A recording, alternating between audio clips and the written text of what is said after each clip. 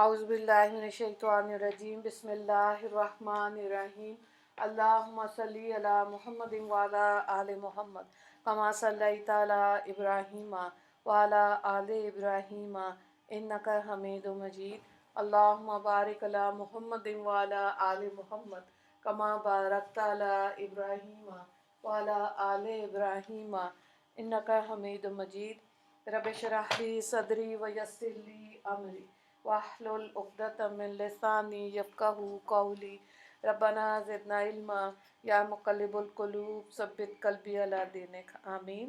سورہ العنکبوت ہم کر رہے ہیں، پارہ نمبر 20 ہے، اور سورت کا رکوع نمبر 2 آج ہم کریں گے انشاءاللہ، اور آیت نمبر 14 سے دیکھیں۔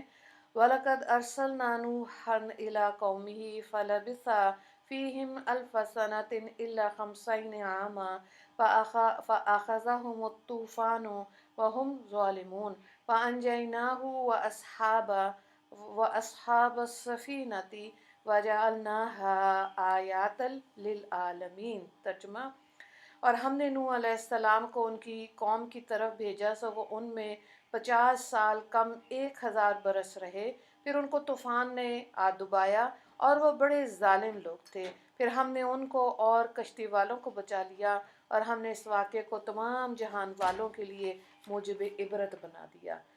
اب یہاں پہ حضرت نوح علیہ السلام کا قصہ ہے، یہ پہلے بھی آ چکا، اور اس میں ظاہر ہے یہ نافرمان قوم تھی۔ حضرت نوح علیہ السلام نے 950 سال ان کے تبلیغ کی، اور لیکن یہ لوگ نہ مانے، اور آخر جب بھی کسی قوم کے اندر اس کا نبی موجود ہو اور لوگ بات نہ مانے اور وہ خود بد دعا کرے اپنی قوم کے لیے، پھر اللہ تعالیٰ عذاب بھیجتے تھے۔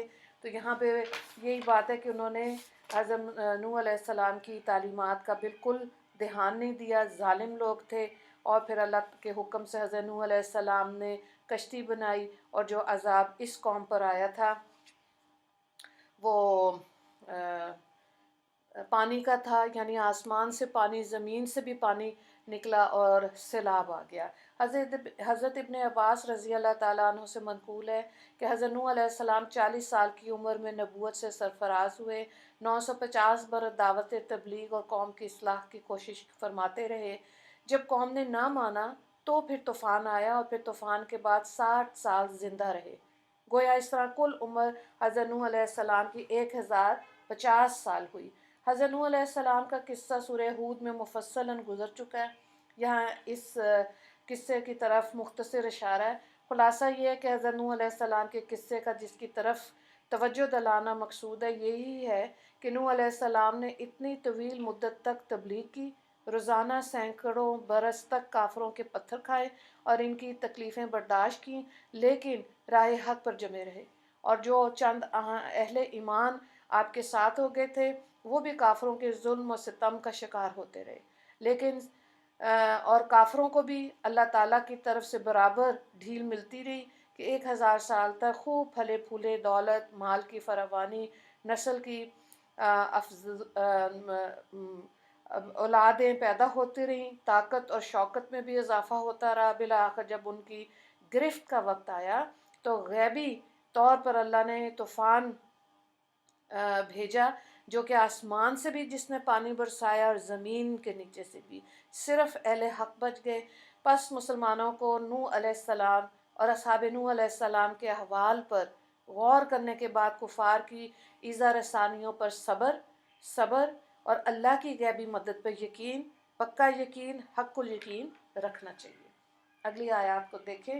وَإِبْرَاهِيمَ إِذَا قَالَ لِقَوْمِهِ اعْبُدُوا اللَّهَ وَاتَّقُوهُ ذَلِكُمْ خَيْرٌ لَكُمْ إِن كُنتُمْ تَعْلَمُونَ إِنَّمَا تَعْبُدُونَ مِن دُونِ اللَّهِ أَوْثَانًا وَتُخْلُقُونَ إِفْكًا إِنَّ الَّذِينَ تَعْبُدُونَ مِن دُونِ اللَّهِ لَا يَمْلِكُونَ لَكُمْ رِزْقًا فَابْتَغُوا عِندَ اللَّهِ رِزْقًا وَاعْبُدُوهُ وَاشْكُرُوا لَهُ إِلَيْهِ تُرْجَعُونَ وَإِن تُكَذِّبُوا فَقَدْ كَذَّبَ أُمَمٌ مِّن قَبْلِكُمْ وَمَا عَلَى الرَّسُولِ إِلَّا الْبَلَاغُ الْمُبِينُ۔ اور ہم نے ابراہیم علیہ السلام کو بھیجا جبکہ انہوں نے اپنی قوم سے فرمایا کہ تم اللہ کی عبادت کرو اور اس سے ڈرو، یہ تمہارے لیے بہتر ہے اگر تم سمجھ رکھتے ہو۔ تم لوگ اللہ کو چھوڑ کر محض بتوں کی پوجا کر رہے ہو، جھوٹی باتیں تراشتے ہو، تم خدا کو چھوڑ کر جن کو پوج رہے ہو وہ تم کو کچھ بھی رزق دینے کا اختیار نہیں رکھتے، سو تم رزق خدا کے پاس سے تلاش کرو، اسی کی عبادت کرو، اسی کا شکر کرو اور تم کو اسی کے پاس لوٹ کر جانا ہے۔ اور اگر تم لوگ مجھ کو جھوٹا سمجھو تو تم سے پہلے بھی بہت سی امتیں جھوٹا سمجھ چکی، اور پیغمبر کے ذمے تو صرف صاف طور پر پہنچا دینا ہے۔ یہاں پہ دیکھیں ان آیات میں بتایا گیا کہ حضرت ابراہیم علیہ السلام نے اپنی قوم کو سمجھایا کہ ایک اللہ کی پرستش کرو اور اس سے ڈر کر برے کاموں سے بچو۔ اگر تم میں سمجھ ہے تو سمجھ جاؤ کہ تمہاری خیریت اسی میں ہے۔ یہ بت جن کو تم اپنے ہاتھوں سے بناتے ہو، جن کو پوجا میں تم دن رات اس کی میں مصروف رہتے ہو اور اپنے حقیقی معبود اللہ عز و جل کو چھوڑ بیٹھے ہو، یہ تو خود تمہارے ہاتھوں کے گھڑے میں۔ مٹی سے کوئی صورت بنا لو تو وہ بھی مٹی ہی رہے گی، پتھر کو تراش کر اگر کوئی مورت بنا لو تو وہ بھی پتھر ہی رہے گا، کچھ اور نہیں بنے گا۔ ان کے بارے میں جو تم نے عقیدے بنا رکھے ہیں وہ محض تمہارے گھڑے ہوئے خود ساختہ عقیدے ہیں، بے بنیاد باتوں پہ مبنی ہیں۔ یہ جنہیں تم اللہ کو چھوڑ کر پوجنے میں لگ گئے ہو تمہاری روزی کے ذرا برابر بھی مالک نہیں۔ یہ تم کو کچھ جب ہی دیتے ہیں جب ان کے پاس کچھ ہوتا ہے، ان کے پاس تو کچھ بھی نہیں، تو ظاہرہ کچھ بھی نہیں ملے گا۔ تو یہ ایک معقول وجہ ہو سکتی ہے کہ اپنی ذات میں یعنی کہ معبود ہونے کی وجہ کیا ہے کہ اپنی ذات میں معبودیت کا استحقاق رکھتا ہو جو معبود ہو۔ دوسری وجہ یہ ہو سکتی ہے کہ وہ آدمیوں کا خالق ہو۔ تیسری وجہ یہ ہو سکتی ہے کہ وہ آدمیوں کا رازق ہو، اور چوتھی وجہ یہ ہو سکتی ہے کہ آدمی کا مستقبل اس سے وابستہ ہو۔ تو حضرت ابراہیم علیہ السلام نے سمجھایا کہ ان چاروں وجوہ میں سے کوئی بھی بت پرستی کے حق میں نہیں، بلکہ ہر ایک وجہ خالص اللہ کی پرستش کا تقاضا کرتی ہے۔ تو یہ ساری خوبیاں جو ہے اللہ رب العزت کے اندر ہیں، اور جو بت ہیں غیر اللہ سے مانگیں گے تو ظاہر شرک وہ عبادت ہے جو اللہ رب العزت نے بالکل بھی معاف نہیں کرنا۔ اگلی آیات کو دیکھیں۔ اولم یروا کیف یبدئ اللہ الخلق ثم یعیدہ ان ذلک علی اللہ یسیر۔ کیا ان لوگوں کو یہ معلوم نہیں کہ اللہ تعالیٰ کس طرح مخلوق کو اول بار پیدا کرتا ہے پھر وہی دوبارہ اس کو پیدا کرے گا؟ قل سیروا فی الارض فانظروا کیف بدأ الخلق ثم اللہ ینشئ نشأۃ الآخرہ ان اللہ علی کل شیء قدیر۔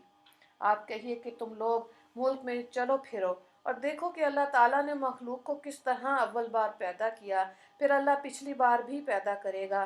بے شک اللہ ہر چیز پر قادر ہے۔ یعذب من یشاء ویرحم من یشاء والیہ تقلبون۔ جس کو چاہے گا عذاب دے گا اور جس پر چاہے گا رحمت فرمائے گا، تم سب اسی کے پاس لوٹ کر جاؤ گے۔ وما انتم بمعجزین فی الارض ولا فی السماء وما لکم من دون اللہ من ولی ولا نصیر۔ اور تم نہ زمین میں ہرا سکتے ہو اور نہ آسمان میں، اور خدا کے سوا نہ تمہارا کوئی کارساز ہے اور نہ کوئی مددگار۔ یہاں پہ یہ دوسرا رکوع جو ہے وہ مکمل ہو گیا، اور یہاں آیت میں کافروں کے متعلق رحمت سے مایوس ہونے کی وضاحت کی گئی ہے۔ تو اس سے کافروں کے علاوہ دوسرے لوگ خواہ نیکوکار ہوں یا بداعمال، بشرطیہ عقیدہ مومن ہوں، ضرور امیدوار رحمت قرار پائے۔ اب یہ اللہ تعالیٰ کو اختیار ہے کہ جس پر چاہے ابتدا ہی سے رحم فرمائے، جس پر نہ چاہے کچھ سزا دے کر رحم فرمائے، مگر کافر کے علاوہ کسی کو اپنی رحمت سے مایوس نہیں فرمایا۔ تو مایوسی گناہ ہے۔ مسلمان ہونے کے ناطے ہر وقت انسان نے امید پر زندگی گزارنی ہے اور اللہ سے دعا مانگنا ہے۔ یقیناً یہ دارالعمل جو ہے یہ آزمائشوں کا گھر ہے، ایک کے بعد دوسری، دوسرے کے بعد تیسری، اور یہ لگاتار مسلسل سلسلہ ہے جو کہ امید پر انسان زندگی ٹل ڈیتھ آزمائشوں میں سے گزرتا ہے، اور جتنی آزمائشوں میں سے گزرے گا اتنے جنت کے درجے اس کے لیے اعلیٰ ہو جائیں گے، بشرطیہ کہ وہ صبر کے معنی سمجھتا ہو۔ ہاں، صبر اور انصاف اللہ سے نہیں مانگنا چاہیے، کیونکہ ہم سے نہ انجانے میں بھی غلطیاں ہوتی ہیں، تو اگر اللہ سے انصاف مانگ لیا تو ہو سکتا ہے ہماری پکڑ ہو جائے، اور ہر وقت اللہ سے صبر نہیں مانگتے، اللہ سے شکر مانگتے۔ آلریڈی اللہ تعالیٰ ہمیں صبر کے ٹرائل میں سے اللہ تعالیٰ ہمیں گزار رہے ہیں۔ تو بہرحال اللہ مایوسی جو ہے وہ سخت گناہ ہے، اللہ سے مانگیں کہ یا اللہ میری سوچ کو اور میرے عمل کو مایوس ہونے سے بچا لے۔ آمین۔ اس رکوع سے ریلیٹڈ ایک ہی سوال ہے، معبود ہونے کی معبود ہونے کی وجہ تحریر کریں، ٹھیک ہے؟ اور یہ رکوع نمبر 23، اچھا 23 آیت سے ہے مایوسی گناہ ہے، وضاحت کریں، یعنی کہ یہ رکوع نمبر 3 کا سوال تھا۔ بہرحال وہ اس کو اگلے رکوع میں پھر آپ ایڈجسٹ کر لیں، دعا کر لیتے ہیں۔ یا اللہ ہم کو قرآن پر حقیقی ایمان نصیب فرما دیجئے، اور ایمان کے ساتھ اس کی تعلیمات اور ہدایات کا اتباع کامل نصیب فرما۔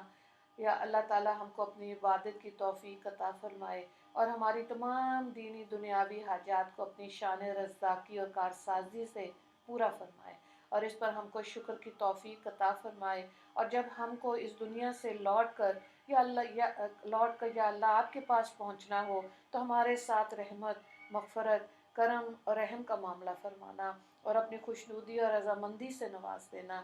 یا اللہ ہمیں دین کی فہم اور سمجھ عطا فرما دیجیے، اور ہمیں اپنے فرما بردار، شکر گزار اور عبادت گزار بندہ بن کر جینا اور اسی پہ مرنا نصیب فرما دیجیے۔ آمین۔ اللہ تعالیٰ کا بے انتہا شکر و احسان، جس نے اپنے فضل سے ہم کو کفر و شرک سے بچا کر ایمان اور اسلام کی دولت عطا فرمائی۔ اللہ تعالیٰ اپنے کرم و فضل سے ہمارے ساتھ رحمت کا معاملہ فرما دیجیے، اور اپنی نصرت و حمایت سے ہم کو کسی حال میں محروم نہ فرمانا۔ قیامت کے عذاب سختیوں سے ہم سب کو محفوظ و مامون فرما دیجیے۔ دارالآخرت کے ابدی راحت اور انعام ہم سب کو نصیب فرما۔ دنیا میں اپنے احکام کی پابندی اور اطاعت کاملہ ہم کو نصیب فرمانا، اور آخرت میں اپنی رحمت سے اس کے اجزائے خیر عطا فرمانا۔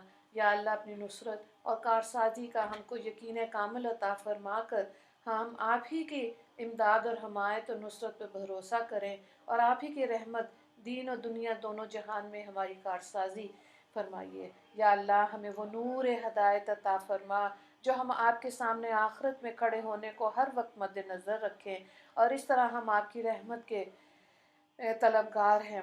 آمین یا رب العالمین۔ وآخر دعوانا ان الحمد للہ رب العالمین۔ اللہم اغفر للمسلمین والمسلمات والمؤمنین والمؤمنات۔ السلام علیکم ورحمۃ اللہ وبرکاتہ۔